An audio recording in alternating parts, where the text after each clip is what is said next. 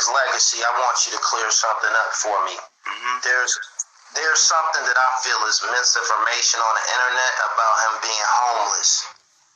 Can you explain to people here that Black Rob was never homeless? You know, homeless is a harsh word. And that's something that if somebody's homeless and you know them and you're in a position to help them make a change, then they're not homeless no more. They're just thankful and luckily they found you. So Black Rob is not the kind of person that if you saw in the streets, you'd be like, oh, I'll see you later, Rob, tomorrow on the same corner. He like, yo, you homeless, my home is your home, my casa, your casa. So homeless versus not having a stable place of his own is different. But homeless is a little harsh. He just didn't have a place of his own. He didn't have a place, you know, he makes enough money.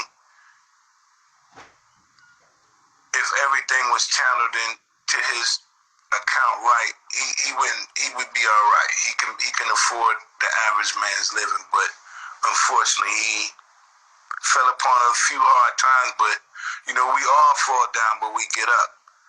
We don't look at a man and say, you know he's down. Everybody falls. He ain't fall and cry about it. He fall and got up every time. Right. He wasn't hurt. He wasn't sick and gave up. He kept fighting. He had fight in him. He's strong. Like what I see is the same person I see when I see him on stage, and I be like, damn, this dude is a beast, yo. He's strong. We can go all the way from this to that in 1 minute. Right. And he on point. He was like that. Like that's how I seen him all the way through those last days of his. I just seen strength. I didn't see no weakness in him at all. You know. Okay, so not to cut you off. So he did spend his final days with you guys.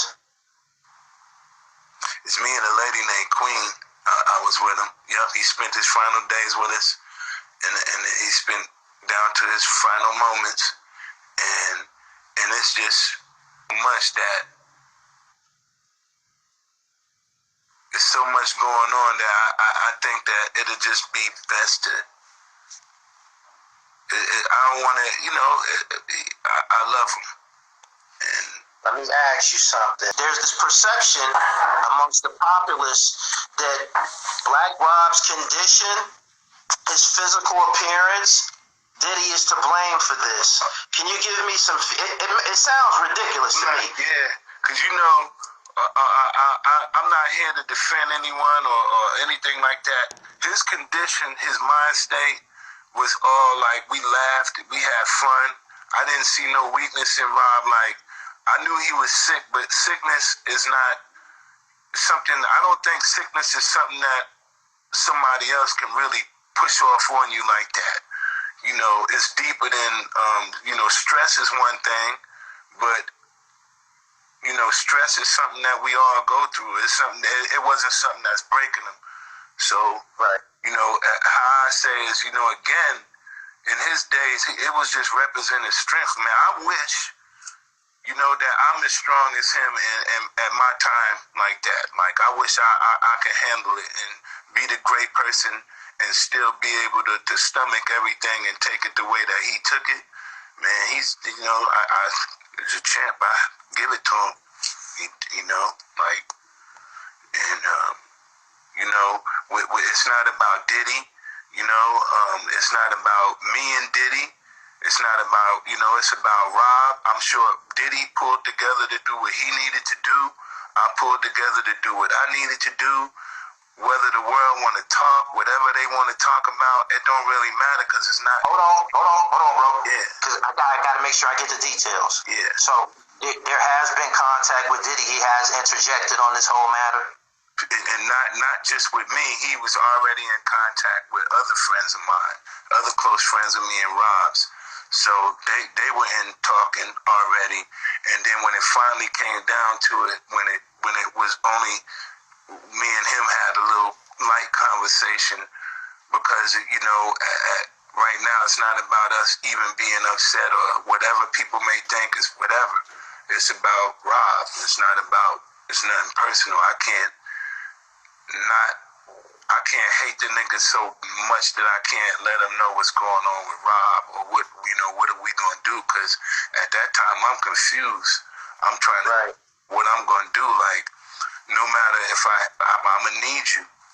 You know, I needed him at that time, at that moment, and we needed to come together to do what we needed to do, and it didn't have nothing to do with nobody else.